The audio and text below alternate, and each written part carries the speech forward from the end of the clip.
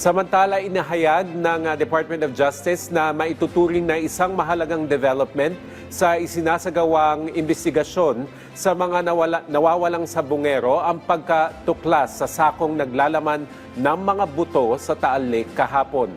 Ayon sa kagawaran, isa sa ilalim nila ito sa forensic examination at DNA testing upang matukoy kung ang mga ito ay mula sa isang tao.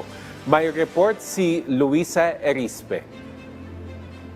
Makikita sa video ang 2 tauhan ng Philippine Coast Guard bit-bit ang isang itim na sako na tila may putik. Kinakapa-kapapa ito ng mga taga-PCG.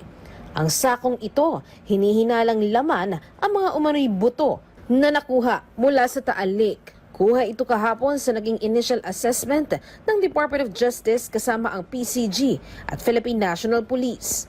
Sa inilabas na pahayag ng DOJ, ang mga nakuha nila na laman ng sako ay tila mga sunog na buto ng tao.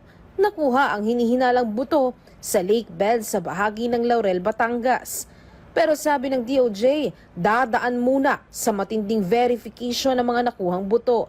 Magkakaroon pa ng forensic evidence at DNA testing para matiyak na may kinalaman ito sa mga nawawalang sabungero. Pero matatawag pa rin namang breakthrough at hakbang para makamit ang hustisya para sa pamilya ng mga nawawalang sabungero. Ayon naman sa National Bureau of Investigation, hindi sila kundi SOCO na ang magsusuri ng mga buto. Kung mapatunayang konektado sa mga nawawalang sabungero ang mga buto na nakuha sa Taal Lake, magiging murder na ang kaso. This will definitely shift the attention now to murder case if ever bodies are found.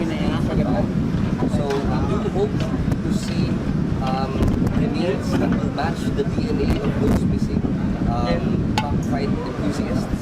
Luisa Erispe para sa Pambansang TV sa Bagong Pilipinas.